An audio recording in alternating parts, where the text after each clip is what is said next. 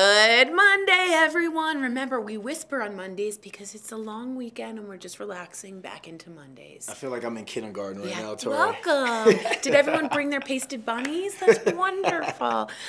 Brandon London here, Tori Shulman here for Break Room. Hope you have your frothy coffee. We just saw the Oscars. Oscars happened, guys. Hostless, and it wasn't a disaster, and that's exciting. Actually, up 9% in ratings since last year's, you want to call it debacle? I would say debacle. We'll call it debacle.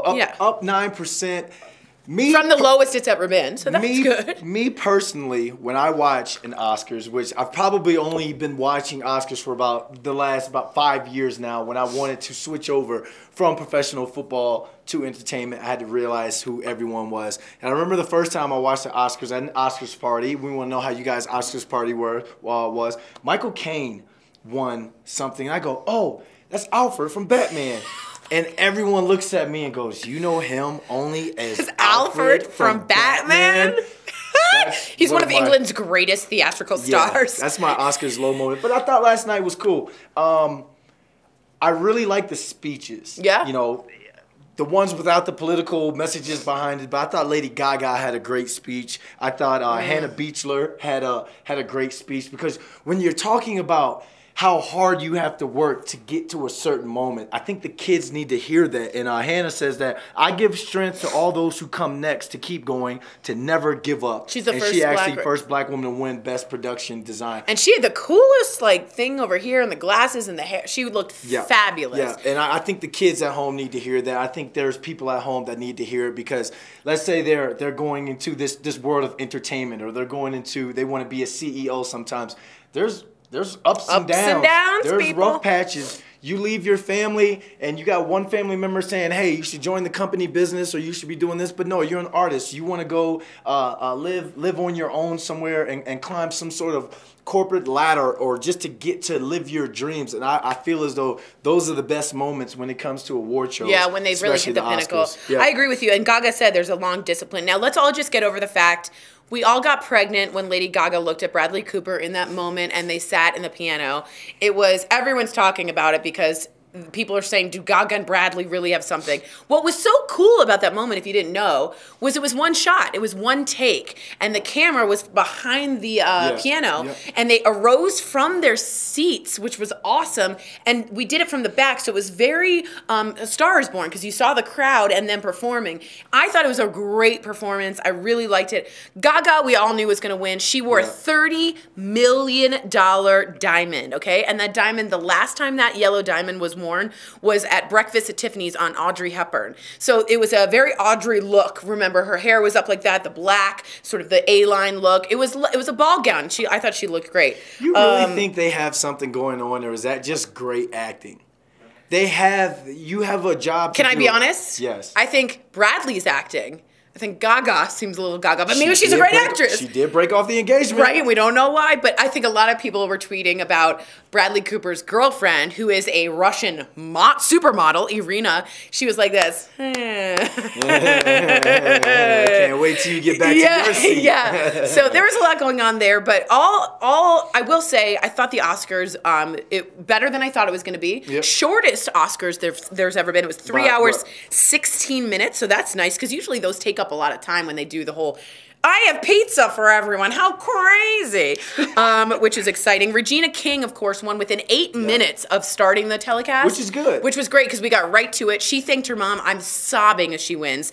And she holds and says, God is good all the time. Yeah. And I'm just like, Regina from Jerry Maguire. I just loved her from Jerry Maguire on. I thought Regina King was my queen. So that was a big win. Tina Fey, Maya Rudolph, and Amy Poehler came out, and they were like, we're not your hosts. But they did a nice opening. We'll be around just long enough for the people who read USA to think that we were your hosts. That was a good line. Yeah. And I thought that was great. Wayne's World, I thought was awesome. The reunion of Dana Carvey. That was too cool I thought that was awesome. And to be honest, and I would love for you to write in, I only knew about Queen because of Wayne's World. I'm not kidding. Really? You know that scene with the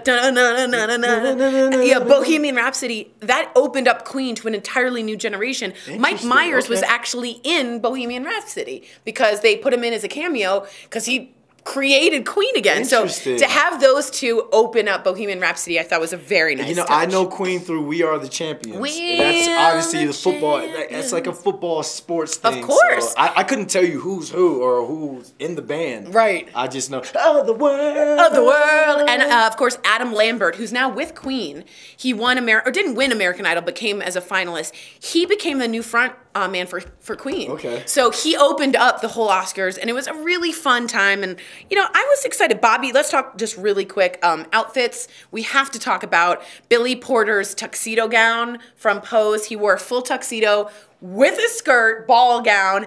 I loved it. Brandon doesn't love it. It's to each his own. Art, fashion, it's for everyone's own eye. Beauty is in the eye of the beholder. I loved it. That's it was not Christian Siriano, and it was fabulous. And Gwyneth Paltrow, a lot of stars commented on it, and I saw Christian Siriano also commented on it on, I forget whose. Maybe it was People Magazine's Instagram or something, but they were showing some highlights, and a lot of stars absolutely loved it. I loved it. I also love Jason Momoa, who wore a pink velvet tuxedo with a matching scrunchie, because why not? And we believe it was actually pink. It was pink all over. Julia Roberts, Angela Bassett. We saw, and Julia Roberts came in at the very end, sort of surprisingly, but pink was the number of the day. But I will say that the tuxedo gown was just different and sort of caught our attention. Yeah, it is different. So we'd love to hear from you guys about what gowns really caught your attention. At the very end, Jennifer Hudson's dress, says Rainey, which I thought was lovely. Saying they didn't like her performance. I did not like it. Really? Now, here's the problem. She hit a high note. If you guys don't know, she was singing I Fight. I think it's called Fight, which is the song that was up for Best Song in the Ruth Bader Ginsburg documentary. Okay. And she had this great cape and this whole thing, and she sang, and at one point, she hits that J HUD big note, and it lasts, but it didn't hit the note. It was flat. Ooh. And it was like, like when Carl Lewis did the national anthem. It wasn't great. It was not great. So Are there any other performances that you loved or didn't like? I did like Gaga, which I thought, not another If shallow. I hear this song one more time, I promise you I will run right into that wall. And no one knows the lyrics. They're like, I've been fighting with pool sticks. Nobody knows the words, so it's fine. Bette Midler doesn't age. She was great. I thought she sang a lovely. And then all of a sudden, Barbara Streisand comes out. I start bursting into tears. Guess what she opened? Black Panther. Yep. Turns out she and Spike Lee became friends after she saw it. They're both from Brooklyn. They both love hats. Black Klansman. Black Klansman. Yes. And what? You said Black Panther. She even, I did. Yeah, they Black are both Klansman, from excuse me. Brooklyn, though. That's what he Yeah, stood up. and he goes, okay. Yeah. And then she was like, and we both love hats. And they do. Big news here about Spike Lee that many of you don't know. Yep. When Green Book won for Best Picture, Spike Lee actually walked out, came back in, and then physically turned his back. And if you guys don't know Green Book, which is a very true story, it's about a white Italian guy driving around, an African-American jazz musician in the South, and a Green Book, if you don't know, the Green Book is actually where, and I hate using the word, it's where people of color were allowed to perform back then. So you'd have to find on a map where they could actually go that wasn't segregated.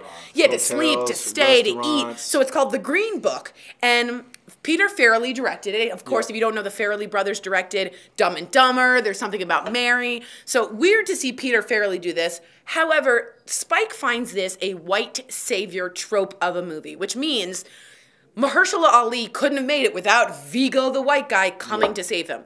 The problem with that is it's a totally true story of a friendship that was fascinating and a character study. So whether or not you agree with Spike, we want to hear from you. He has since spoken out about it and says he really doesn't think this movie deserves it.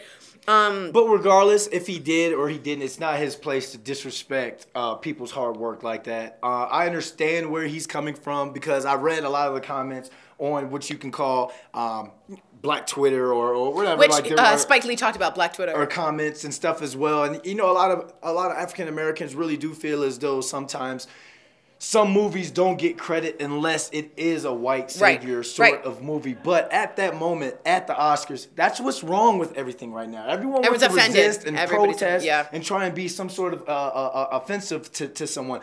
Mahershala Ali worked his butt off. Pete Fairley worked his butt off. Octavia Jimmy Spencer. Burke, who I work with his daughter, Madeline Burke, Wow. for Giants TV.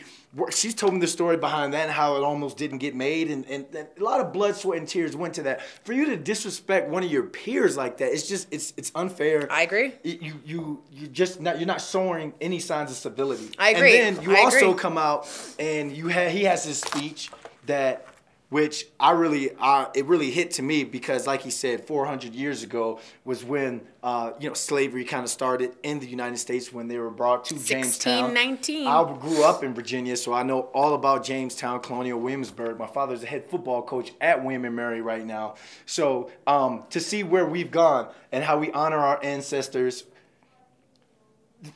For you to go from that moment to then switch. I feel you, Brandon. It's like, how do we stay with you? I very much agree with you, and I wanted to hear from you. Not only is Brandon and I discussing about this, but the president has chimed in, just to let you guys know, and basically commented about Spike Lee reading from notes and how stupid that was, which is interesting because he uses a teleprompter, and many people use notes at the Oscars. And I could see Spike was worked up. His was nervous. Were shaking. He was nervous. He's slurring a bit. Obviously, it's your first time. It's the first time winning. You're excited. You have your gold Michael Jordans on. You have your gold Jordans. And your hate and your love rings. Yeah. So and your Prince purple. So a lot of people are writing in that Donald Trump doesn't know what he's talking about, but I think, again, he's trolling us all, and he's just trying to distract us. But on the whole, I thought it was a nice, if not unmemorable, type of Oscars. Yeah. Olivia Colman was an amazing speech and very big surprise. We all thought Glenn Close was going to win, whose dress looked like an Oscar and weighed 30 pounds, apparently. And you know who wins from this Oscar? Who? TV. I think I read the Hollywood Reporter that Regina King, Mahershala Ali, Rami Malek, Olivia Colman, Peter Farrelly, and Spike Lee all have new seasons on TV. Oh, that's interesting. So when you get Oscar winners, go to TV, and they're on TV now. Which, remember before, I think I used to watch Entourage. They were like, if you were a movie actor, going to TV was like the death of your career. Totally. Now look at what's going on. Totally. Ben31 says controversy was the adaptation was based on Driver's perspective, not Dr. Don Shirley's account. The family boycotted the story. True. Spike could disagree with the win, but not have a tantrum. So we appreciate that a lot. And Naomi says, personally, never finished watching Spike Lee movies yet. I get bored. Jesus Shuttlesworth. He got game. I don't know how he got game, didn't win an Oscar. Do the Right Thing. Remember what that lost to? Driving Miss Daisy, which, remember, is another driving movie. So Spike Lee thinks everyone wins when they're driving, and I think it drives him crazy. Spike was buzzed up and a shaky, says Stephen Hill. A little nervous. We definitely felt that. I can see that, for sure. So our fifth host is really simple, guys. We just want some answers on what you think. And again, in Spike's defense, because I think Ben31... you hit it on the head. Controversy was the adaptation was based on Driver's perspective, not Dr. Don Shirley's account. Dr. Don Shirley is who was played by Mahershala Ali. And he said the family boycotted the story. Spike could disagree with the win, but not have a tantrum. I agree. Because the family, I heard Mahershala Ali talk about it because when he won his Golden Globe, he was talking about it backstage in the post-game speech. I'm such an athlete. In the speech after, and he was saying how they reached out to the family and how they tried to make amends, but the family is still boycotting. And that's their right to do so. Yeah. So fifth host, you guys are already writing in, do the Oscars even need a host? So Kathy just says Oscars were better without a host. When I went to your first comments, it was this year I think they didn't need a host. You don't need a host. You don't need a host. Not one person has said that they absolutely missed hosts. So I'm waiting to hear if some people said they missed Billy Crystal and all that, but there was no need to sort of have a centralized host. So I want to hear what you said. This is Donna Hennessy. No, I just like the way it was. No corny skits, no insulting celebs, no political rhetoric, no stupid movie song parodies, which I love. Deborah Gwinnett says it was great. It ran nice and smooth. A host was definitely not needed, says Andre Alexander. April Binkley says, I thought it was the best one yet. No host needed, no host needed. So a lot of you saying that. Now, did anyone really miss... The only time I really missed it was at the very end when Julia Roberts was like, good night. And it was like, we could have had a wrap up in some respects. But yeah, and it went much, much faster. A montage or like a highlight tape of like everyone's movie that won. Yeah, or something to wrap it up. But it was just like, it's over. But other than that, I think you guys might be right here. I like it. I liked it. No host. Like you said, I was interested. 8 minutes into it, bam. We're getting Regina King. Yeah, you're right. So no one wants to sit around, especially if someone's not funny. And we're always like just bashing the host, right? Yeah. Except then I think of Alicia Keys, and she did such a fabulous job with the Grammys that she really did bring the room together. Oh, because she played two pianos at one time. Hold my beer, exactly.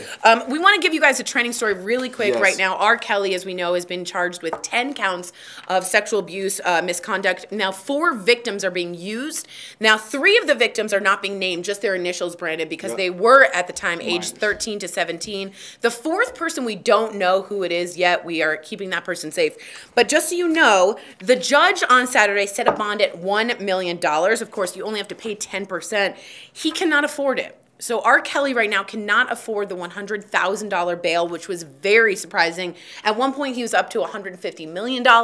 So where the money went, we don't know. But at this point, he's still in jail because he can't afford to get out of jail. I'm thinking, is it an accumulation of things?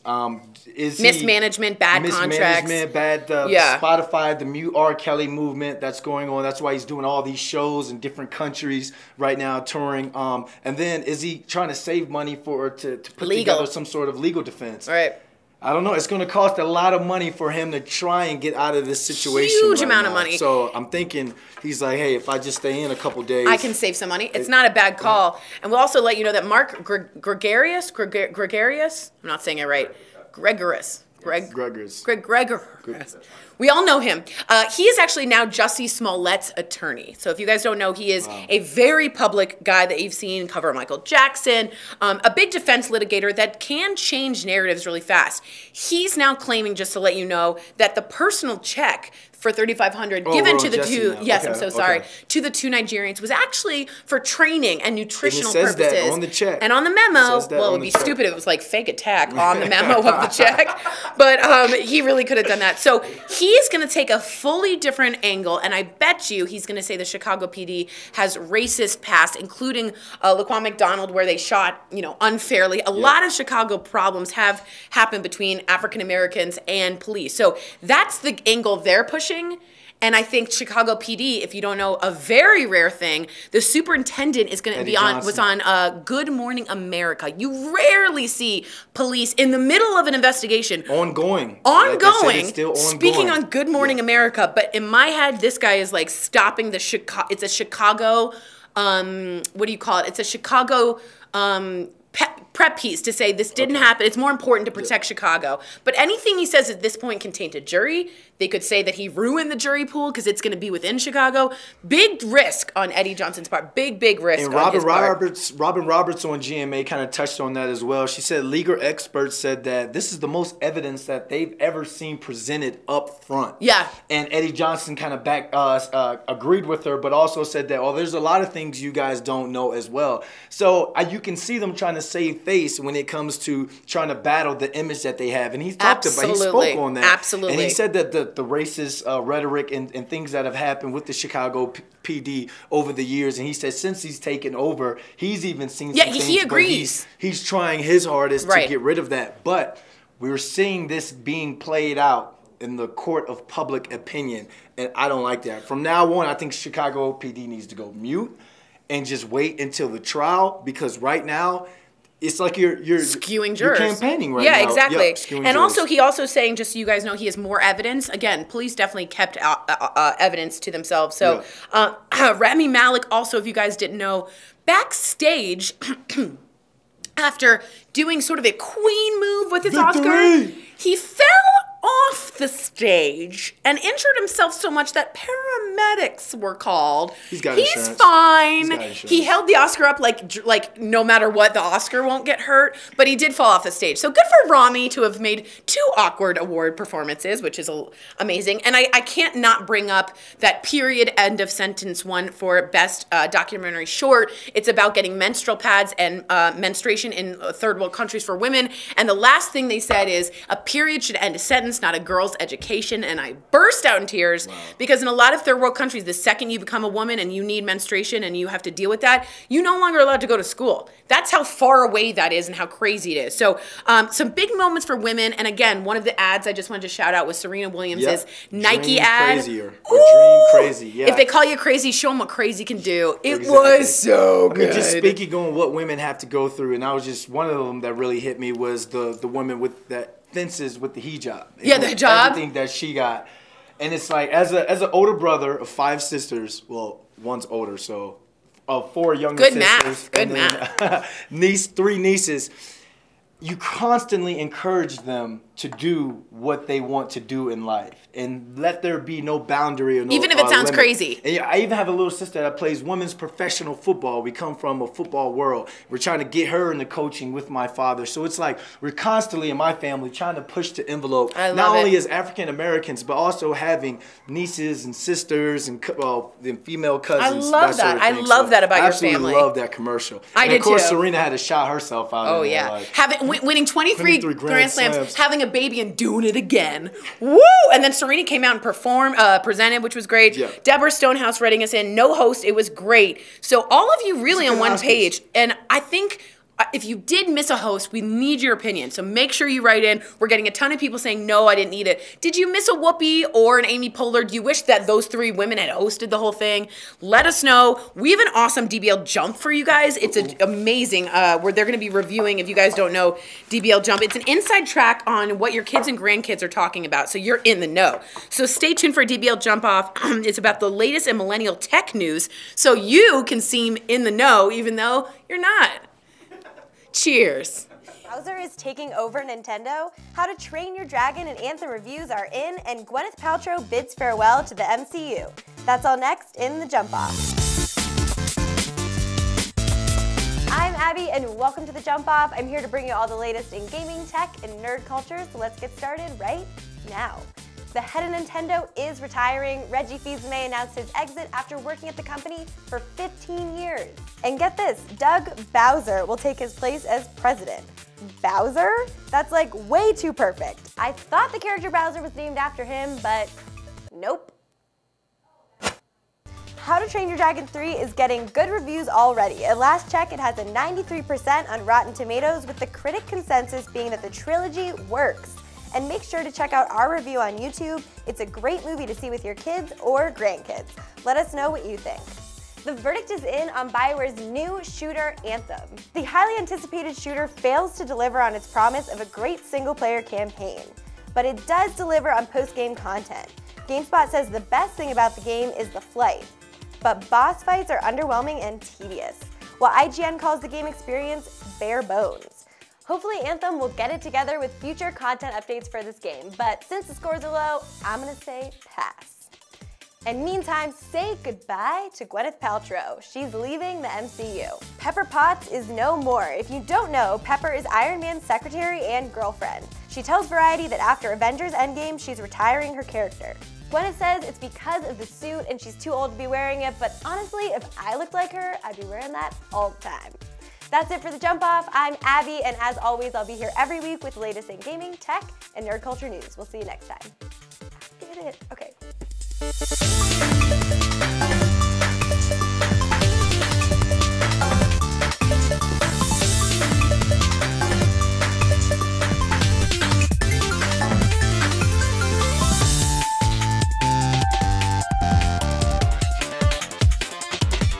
Bowser is taking over Nintendo.